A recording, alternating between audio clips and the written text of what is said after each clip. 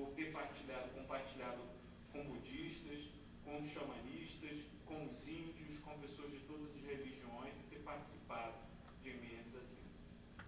Então, a característica que a gente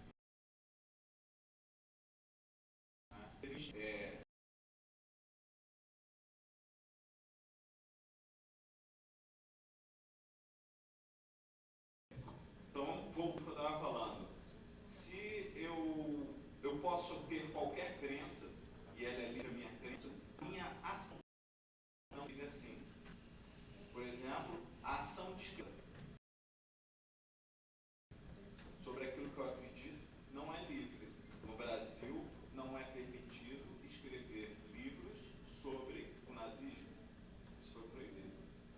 E aí um pessoal, num tempo atrás, que era a favor de um tema controverso, da legalização da droga, da maconha, queria fazer uma passeata e foi ao Supremo Tribunal Federal para perguntar, nós podemos, porque a polícia estava prendendo eles, dizendo que eles eram criminosos, porque é crime fumar maconha no Brasil. É crime, está na lei, é proibido, não pode, é crime. E aí o Supremo Tribunal disse que assim, nós podemos fazer coisas mesmo para mudar uma lei que diz que algo é criminoso. Esses dois julgamentos, né, que são assim a nossa consciência coletiva, aquilo que vincula, porque o Estado brasileiro ele tem esse poder de vincular algumas verdades, são transitórias, mas ele está vinculado, diz que num ponto eu não posso nem ensinar, nem formar um partido, nem escrever livros nazistas, porque eles pregam que não houve o Holocausto, que não houve o massacre dos judeus, e pregam que tem que haver intolerância e violência contra as pessoas que pensam diferente, que haveria uma superioridade de algum pensamento, né? Ele precisa ser nacional, tem que ser raça pura, isso, prega isso já foi banido. E o outro diz que em algum momento eu posso me voltar até contra as leis. Se eu achá-las injustas, eu posso fazer. Mas como é que eu vou fazer isso? Aí que tá. Então, essa primeira diferença de ativismo é o seguinte: no campo da especulação do pensamento, eu posso pensar qualquer coisa, mas esse pensamento não é ação.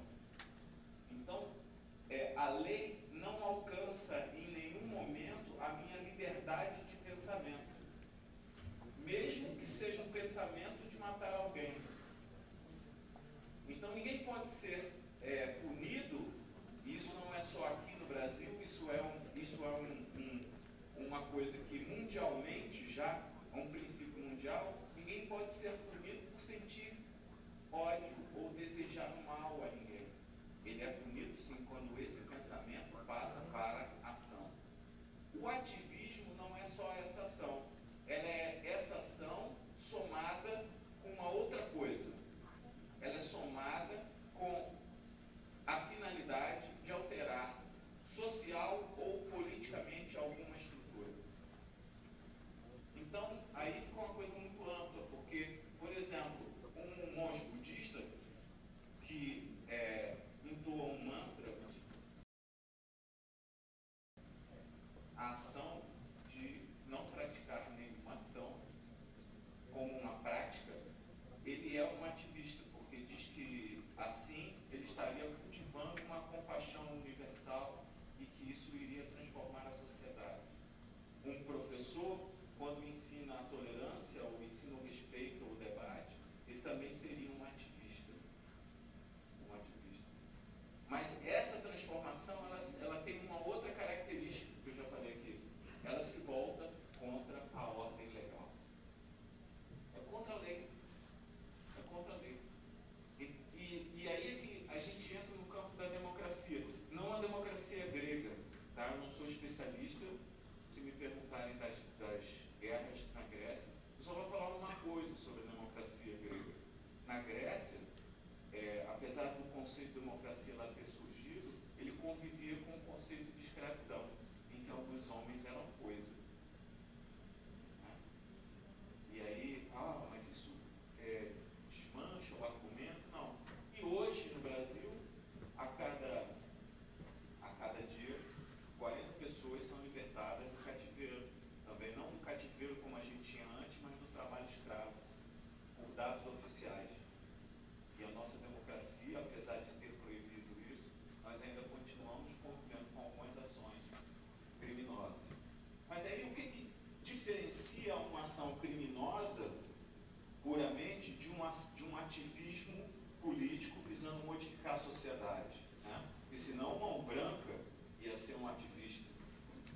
a ideia da justiça. Mas bom, Branco dizia que fazia justiça. Mas ele é evidentemente. E aí a gente vai percebendo que só a ideia de falar de ativismo, a gente vai reunir desde as pessoas que pensam como um professor, que é pela educação. Nós vamos ter a pessoa que pensa que não, nós temos que fazer alguma coisa a mais. Vamos mandar tantas cartas para a casa do prefeito até que ele desista de destruir aquela pracinha tão querida em que a gente foi criado, ou então que destrua aquela casa que é patrimônio, é a memória da nossa história, que não faça isso, ou que modifique alguma lei.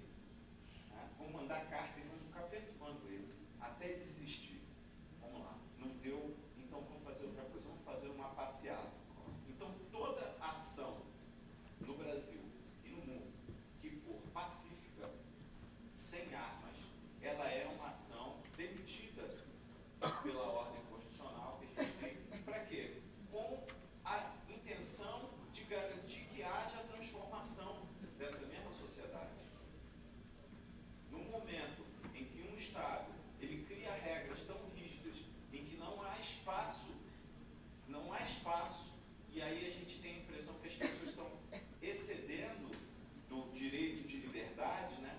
Só tem um remédio para quando as pessoas excedem a liberdade. É mais liberdade. Você tem que mudar a ideia da liberdade. Sabe por quê?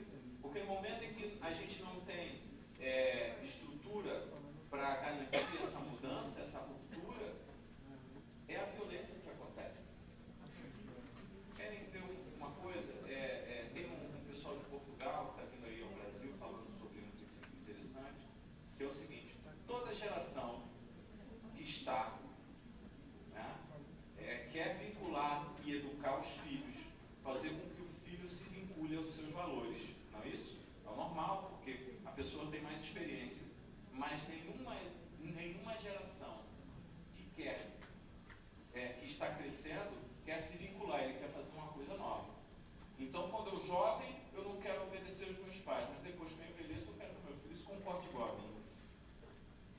Então, esse choque de geração, nós precisamos encontrar, e essa que é a busca que tem no mundo hoje, de dizer o seguinte: olha, temos que encontrar um ponto de equilíbrio em que as pessoas possam ter cada uma a sua verdade e que o processo continue acontecendo se a gente precisar fazer guerras.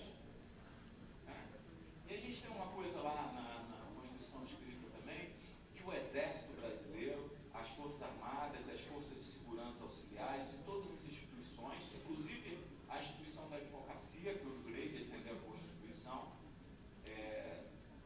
são legítimas se, inclusive com o ativismo, se eles não visam desestabilizar a lei e a ordem, quer dizer, a Constituição. Mas eu pergunto para vocês, algumas das pessoas aqui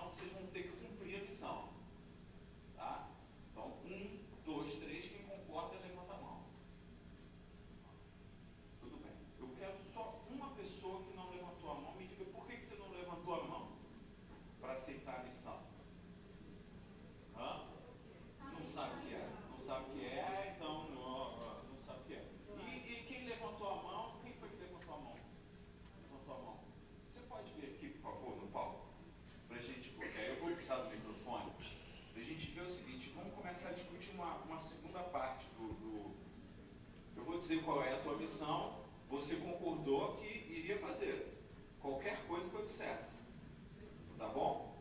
Qualquer coisa, tá? Então eu vou dizer para ele aqui o que é que ele vai fazer e depois a gente vai continuar. Tirar o microfone.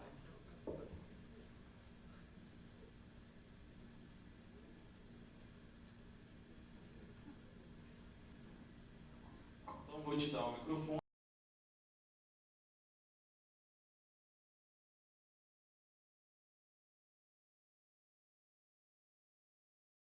Ele falou que ia fazer. Vamos.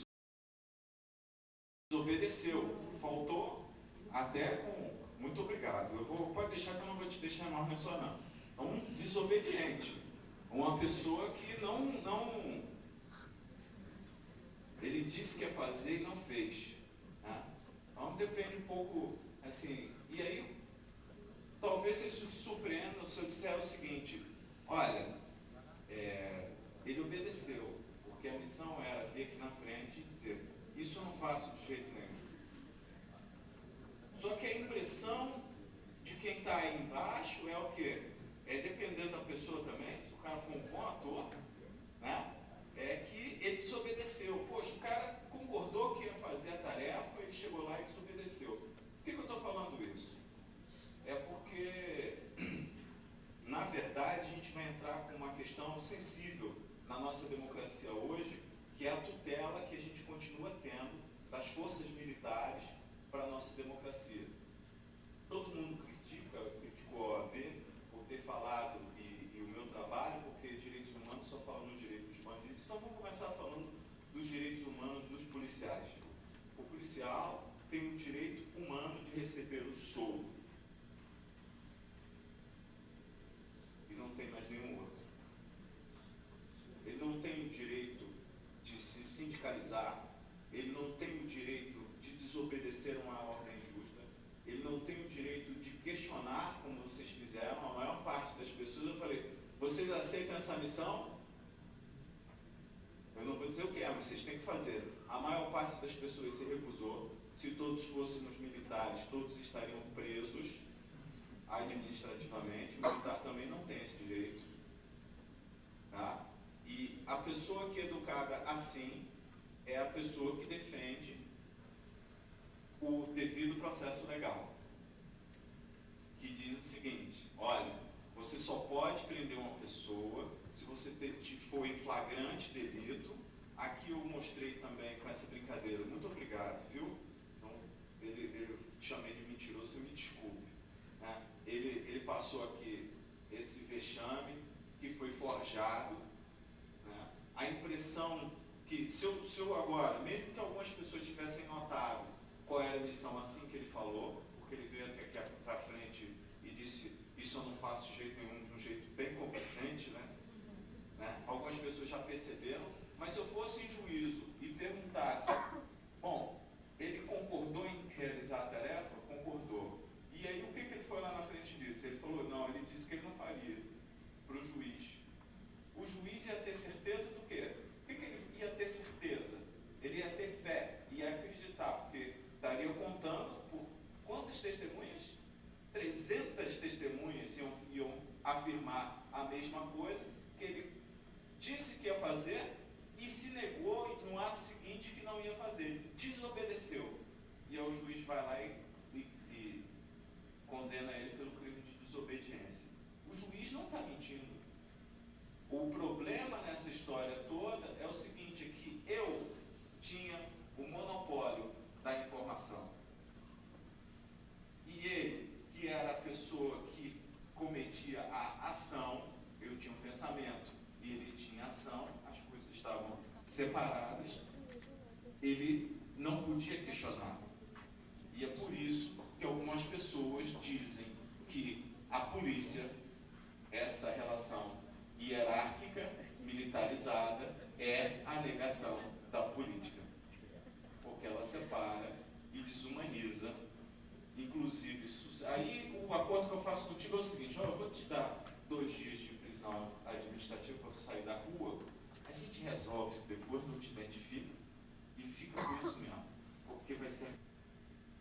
Tá?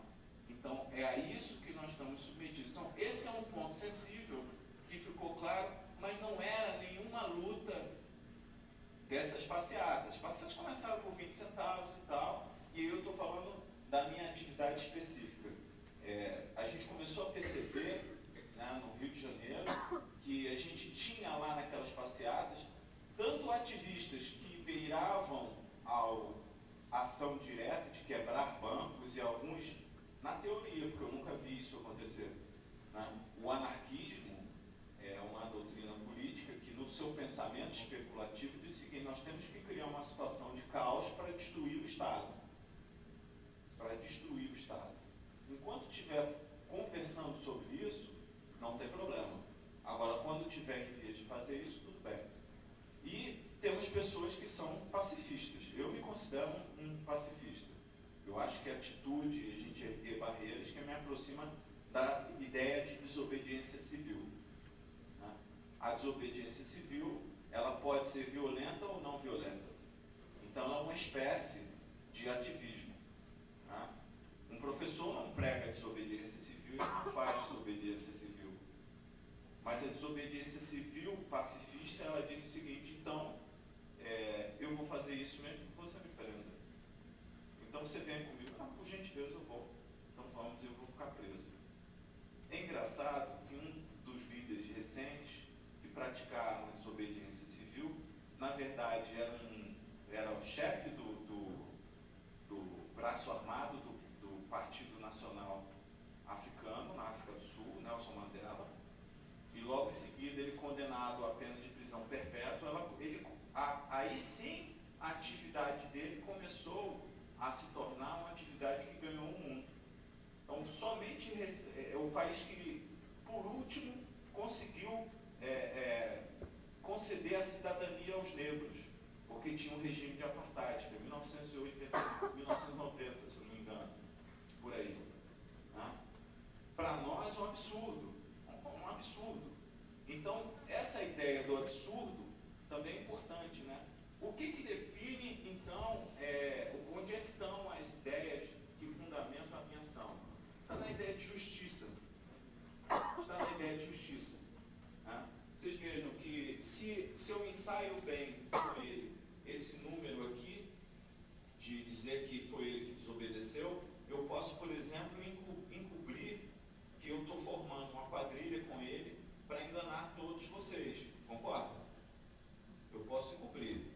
E eu posso também garantir que eu sempre vou poder usar de um bode expiatório e garantir com que as lideranças do governo, elas continuem no poder e a gente manipule, por exemplo, uma imagem de televisão. Não é o repórter que está mentindo, não. A mentira foi uma coisa simples de alguma pessoa que estabeleceu aquilo ali.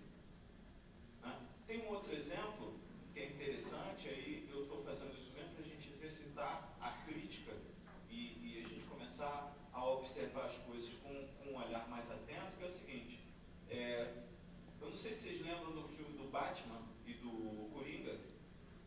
O Coringa conseguiu, num determinado momento, colocar 2 ferryboats, 2 barcos cheios. Um barco estava cheio com prisioneiros condenados e tinham poucos policiais, e o outro barco estava cheio de cidadãos comuns.